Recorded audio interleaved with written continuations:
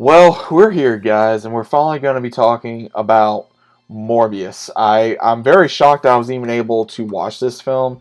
I was very happy I was able to watch this film. Now, I know there's been a lot of, I would say, different, you know, ones that says, oh, it's this, oh, it's that. I'm just going to say this. If you like the film, great. If you don't like the film, that's okay too. But I will say, and for anyone that gives me crap for this, I really don't care. I like this film. I do. I liked this film. I think Jared Leto really, I would say, he got his redemption in a way for the issues that was for Suicide Squad. And I think he was mistreated for that as well. Now, there was some scenes in here that were not really shown like it was in the trailer.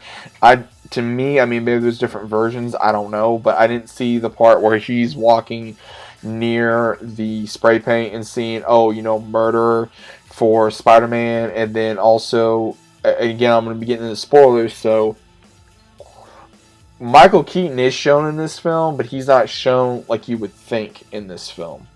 So, in the entirety of this film, we are presented by Morbius, aka Michael Morbius, who's played by Jared Leto. He is a doctor who has a disease that he has had ever since he was a child. I'm guessing he was in an orphanage, and he meets someone by the name of Milo who has the same disease as him, but Michael, he's very gifted, or locks his crown, but he goes by Milo because that's what Michael calls him. Now, Michael is very gifted. He is very smart. He's very gifted, but at the same time, he wants to help people. And when he finally decides to help people and he learns really quickly, it's kind of like, oh, hey, guess what? I'm able to do this, so I'm going to put in a word for you, who is like his mentor, so to speak, is like his mentor. And what's really cool about this is that he remembers everything, from his past. But we see where in the first beginning part of the movie where he starts helping this person trying to survive, and then the boy Milo, he gets picked on, and then you show he does have an aggressive side because of his illness.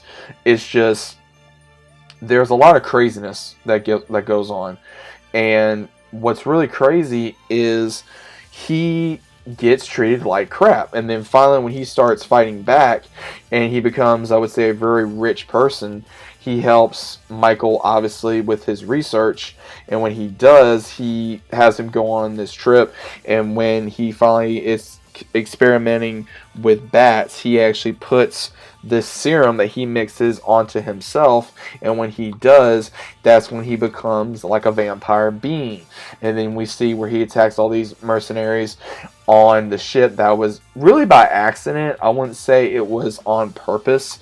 It was more along the lines of one of the mercenaries went in there when they shouldn't have and disturbed where Michael was, and he thought that they hurt his love interest. So he started trying to help, and when this happened, he, started just killing everybody. And when this occurred, he just lost it. He blacked out, and then he erased all the footage. Nobody remembered what happened. Now, I will say what was cool is how you have which again is pretty crazy, because you have Tyrese Gibson here. He's playing as a detective, and I'm really not used to seeing him in a role like that.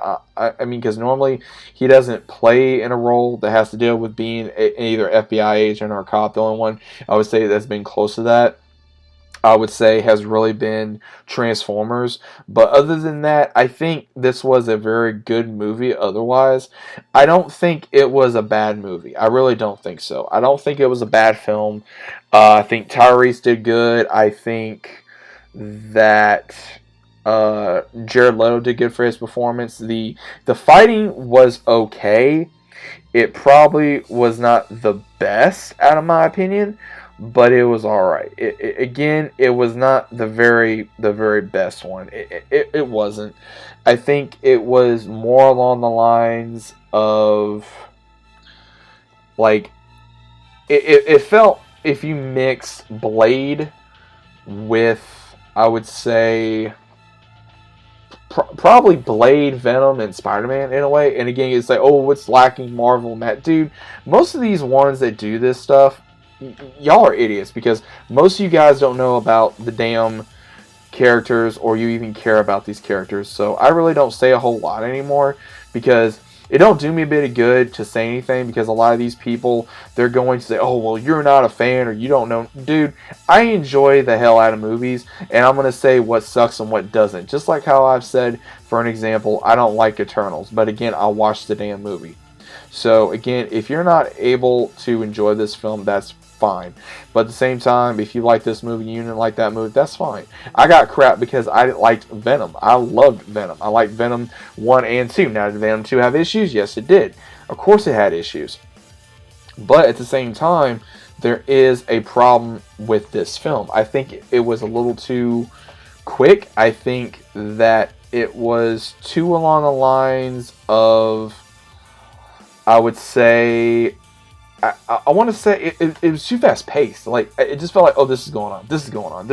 It went from boom, boom, boom, boom, boom, when it should have done something else. I think if you look at it from a other arrangement, it kind of almost looks like that they were rushing the movie when they weren't. When they were rushing the movie, but they were not rushing the movie. So it makes me wonder, what exactly were they doing? Because again, it just felt like they were rushing it. I was wanting to know more about what Morbius did to become Morbius, and how they gave him the powers. And when his friend does become a vampire, he starts. They pretty much gave him, like, you guys ever saw the 90s Spider-Man cartoon, where he takes the serum and he becomes this vampire, and Morbius keeps telling him, no, don't do it, and then later on Morbius has to stop him because he's unable to control himself, and Morbius has to be his voice of reason and finally stop him. Now, they do show, like I said, Michael Keaton later on in the movie, where I'm guessing in the events of Spider-Man No Way Home, they finally, I guess, bring him into this universe, I'm assuming, and he blames Spider-Man. He's in his suit later on in the film, and he meets up with Michael, I guess, to create, I would say, in this universe, the Insidious 6. So it makes me wonder, which one is it? They're saying that Toby is part of this universe, and they're saying Andrew is part of this universe. I'm hoping it's Andrew, and I'm hoping that they do involve Venom at some point, because they do bring up Spider-Man, they just don't know what Spider-Man. So again, at this point, they could mean Toby or Andrew Spider-Man. I don't want it to be Tom Spider-Man. I want it to be a different Spider-Man. I'm hoping it'll be Andrew Spider-Man. There is a lot of rumors that he may not return, but I'm hoping he does. And I'm also hoping that we get to see more. I mean, this is a lot they could do with Morbius. I mean, between Blade, they could bring in Spider-Man, they could bring in other characters that Morbius has become inflicted with, because Morbius is one of those characters. He goes back and forth between being a villain slash a anti-hero. So it's not too uncommon, but I would really like to see him just stay to become a hero, like an anti-hero, like Venom. So I don't know, guys. I mean, that's just my thoughts on this film. I think overall it was a good film. Was it the best film? No, it wasn't, but it was still an enjoyable film.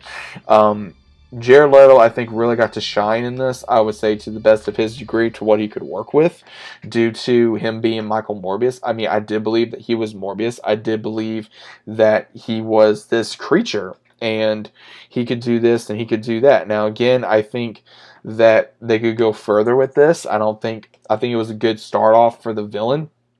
I think that a lot of this was inspired with Venom, which I think was perfectly fine. I think some of this was also inspired by the 90s cartoon, which again is perfectly fine. Mm-hmm. I just think that they could have done more. I just think that they could have done more with this film. Would I watch it again? Yes, I would. But if they do get a second one, would I want to watch it? Yes, of course. So either way, guys, what are your thoughts about this down in the comments down below? Did you guys enjoy Morbius? I'm not trying to give too much away, but did you enjoy it? Was it good? Was it bad? Was it shitty? But was this a good film? I think it was a good film. Like I said again, 1 out of 10. I give it a 7.5 out of a 10, and the reason why I give it 7.5 out of 10 is, again, I feel like it was fast paced. They didn't really explain a lot of the science of it, and I still think that it was too much to say, hey, this is, what's going on. But either way, I enjoyed it. What were your thoughts? Let me know down in the comments, and I'll see you guys on the next one.